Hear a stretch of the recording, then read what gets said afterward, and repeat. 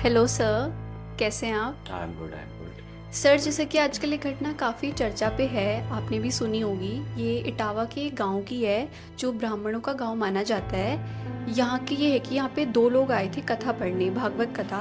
लेकिन जब गांव वालों को पता चला कि वो लोग ब्राह्मण नहीं थे, तब उनके साथ उन्होंने बहुत ही दुर्व्यवहार किया गया था। उनका सर तक मुंडवा दिया गया था और ऐसी ऐसी चीज़ें करी थी जिससे मैं बोल भी नहीं सकती।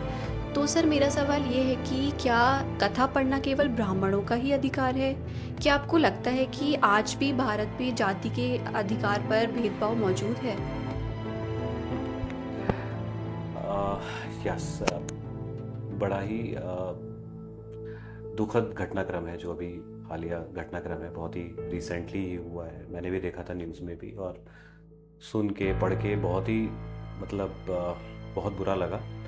बट हम इसकी थोड़ा कोशिश करेंगे, थोड़ी तह में जाने की कोशिश करेंगे कि इसका वास्तविक कारण क्या है, कि भारत क्या वाकई ऐसा है, क्या भारत में सनातन धर्म में जातिवाद है, या ये सामाजिक रूप से ये जातिवाद अपने आप फैला हुआ है। तो देखो, पहले मैं घटनाक्रम की बात कर लें तो घटनाक्रम जो जो मुझे पता लगा है उस सूत्रों से या समाज आप न्यूज़पेपर से या टीवी चैनल से, वो ये है कि कुछ यादव लोग हैं जो कथा वाचन का कार्य करते हैं। जो सुनने में आया था कि वो पिछले 17-18 साल से ये काम करते हैं, और अब जाके वो किसी ब्राह्मण गांव में वो गए थे तो वहाँ पे उन्हें विरोध का सामना करना पड़ा और उनके साथ दुर्व्यवहार हुआ। पहली बात तो ये कि वो 17-18 साल से कर रहे थे ये काम, तो ये भी उनके लिए एक पहला घटनाक्रम है।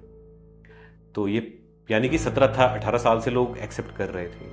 और इसमें भी थोड़े से चीज़ें हैं कि कुछ लोगों का ये कहना है कि ये स्पेसिफिक घटना प्लांटेड भी हो सकती है और नहीं भी हो सकती है।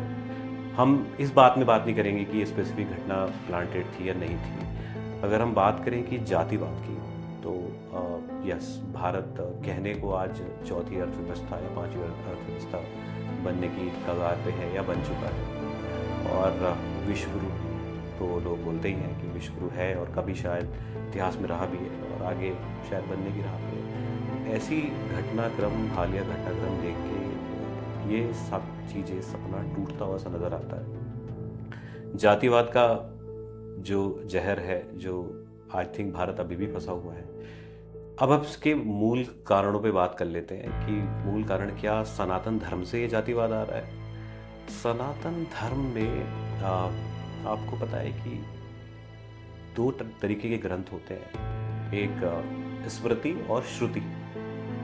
आई थिंक पता नहीं आप लोगों को पता होगा या नहीं पता होगा। तो श्रुति ग्रंथ है, वो ग्रंथ है हमारे जो वेद वेदांत यहाँ तक सीमित है, यानी कि प्राचीन ग्रंथ माने जाते हैं। और स्मृति ग्रंथ लगभग 1000-1500 साल या ज़्यादा 2000 साल पुराने माने जाते हैं। जो श्रुति ग्रंथ हैं वो काफ़ी पुराने, वेदों से या वेदांत में खासतौर से अगर हम वेदांत की बात करें तो वहाँ पे जाति का कोई भी बंधन दिखाई नहीं देता। और साथ अगर आप गीता की बात करें तो गीता में भी जाति की कोई झलक दिखाई नहीं देती है। उसमें सीधा आत्मा माना गया है, ना कि किसी पर्टिकुलर जाति को या इस तरीके से ब्राह्मणवाद को पुष्ट किया गया है। तो धर्म को तो मैं नहीं बोल सकता कि ये चीज़ धर्म से आ रही है। हाँ, कुछ स्मृति ग्रंथों में जरूर ये चीज़ें लिखी गई हैं, बट स्मृति ग्रंथ भारत के दर्शन में वैचारिक रूप से उनका पालन करना कोई बाध्य नहीं रहा है।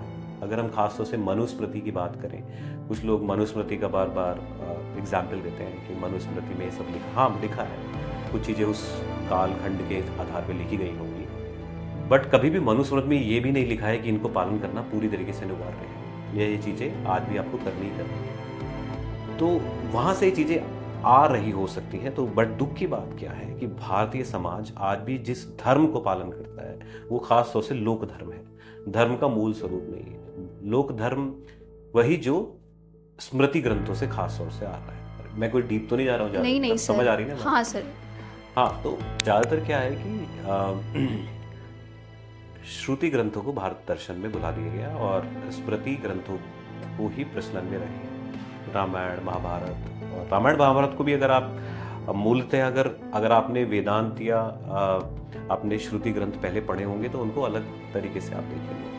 तो भारतीय समाज जो आज देखते हैं, लोक धर्म जो देखते हैं, वो खास तौर से आपकी स्मृति ग्रंथों पे आधारित दिखाई देता है। तो ये एक सबसे बड़ा कारण है, जातिवाद शायद वहाँ से ये चीज़ें आ रही होंगी। जो कि आपको दिखाई देती है। बाकी सामाजिक और या फिर अगर हम भारत की बात करें तो भारत के तो खैर भारत का जो मेन जो संविधान है, संविधान तो अगर आप देखा जाए तो पूर्णतः आपका श्रुति ग्रंथों पे ही आधारित मान सकते हैं, क्योंकि संविधान अपने आप में पूरी तरह से निष्पक्ष है जाति से।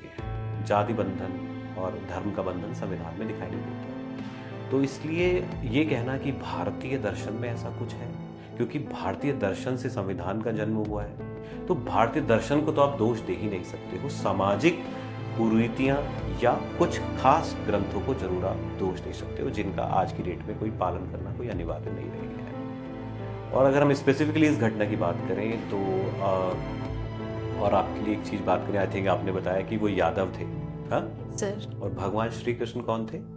क्षत्रिय। क्षत्रिय? अरे वो भी तो यदुवंशी थे। यादव थे, हाँ। यादव तो नहीं बोल सकते, अब तो खैर उन्हें यादव बोलने लगे, पर यदुवंशी ही थे वो। तो कोई यदुवंशी, एक यदुवंशी भगवान श्री कृष्ण की कथा कर रहा है, तो ब्राह्मणों को आपत्ति हो गई है। ये बड़ी अजीब सी बात है।